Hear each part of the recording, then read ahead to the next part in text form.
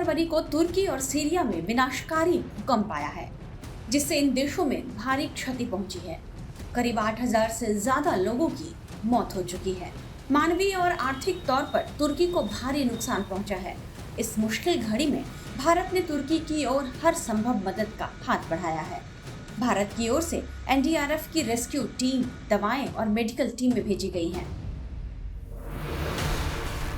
वायुसेना के विमानों से राहत सामग्री पहुंचा दी गई है। हालांकि देखा जाए तो भारत और तुर्की के रिश्ते अच्छे नहीं रहे और पाकिस्तान हमेशा ही दोनों देशों के रिश्तों के बीच कांटे की तरह रहा है। राजीव गांधी और अटल बिहारी वाजपेयी की सरकार में भी दोनों देशों के बीच रिश्ते बेहतर करने की कोशिश हुई थी, लेकिन बात तब भी नहीं बन पाई, क्योंकि पाकिस्तान को लेकर तुर्की का रुख हमेशा नरम रहा है। तुर्की का झुकाव हमेशा पाकिस्तान की तरफ रहा है। तुर्की के राष्ट्रपति रेचेप तैयब एर्दोगन का पाकिस्तान प्रेम किसी से छिपा नहीं है। एर्दोगन पाकिस्तान और चीन की सहायता से खुद को इस्लामिक देशों का नया खलीफा बनाने की कोशिश करते रहे हैं। वह आए दिन इसी वजह से भारत के खिलाफ जहर उगलते रहते हैं ताकि पाकिस्तान की मदद ले सके। तुर्की चाहता है कि वो इस्लामी जगत का नेता बने और इस काम में पाकिस्तान उसकी सहायता करता रहा। इसके बदले पाकिस्तान एर्दोगन से आर्थिक प्रगति में मदद करने का भरोसा लेता रहा। पाकिस्तान ने पूर्वी भूमध्य सागर में तुर्की के गैस खोज अभियान का भी खुलकर समर्थन किया था, तो तुर्की ने कश्मीर मामले में पाकिस्तान का खुलकर साथ दिया।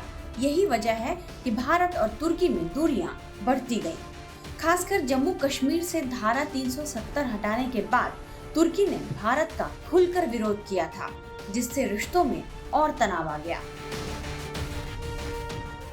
मई 2022 में तुर्की और भारत के रिश्ते में खींचतान तब और बढ़ गई जब उसने 56,877 टन भारतीय गेहूं यह कहकर लौटा दिया था कि गेहूं में रुबेला वायरस पाया गया है, जबकि बाद में उसी गेहूं को मिस्र ने खरीद लिया।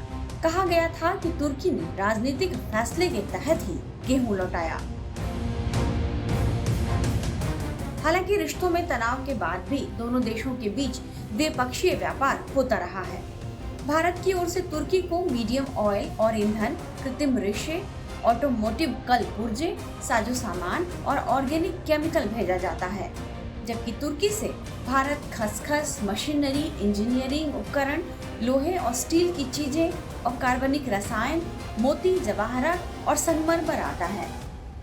Ministry of commerce and industry के आंकड़ों को देखें तो 2021-22 में भारत और तुर्की के बीच करीब 80,000 करोड़ रुपए का कारोबार हुआ था। इसमें से 65,000 करोड़ रुपए का निर्यात और 15,000 करोड़ का आयात हुआ। इसके अलावा तुर्की के ऑटोमोबाइल, फार्मा और आईटी क्षेत्रों में भारतीय कंपनियों की भी मौजूदगी है। फिर भी कहा जा सकता है कि अब तक पाकिस्तान और चीन की दोस्ती भारत के लिए चुनौती थी, लेकिन कुछ समय से पाकिस्तान और तुर्की की जुगलबंदी भी भारत को परेशान कर रही थी। देखना होगा कि तुर्की की इस मुश्किल घड़ी में भारत ने जिस तरह उसकी तरफ मदद का हाथ बढ़ाया है, क्या उससे तुर्की की आंखें खुलती हैं? टाइम्स नाउ नव भारत डिजिटल की रिपोर्ट।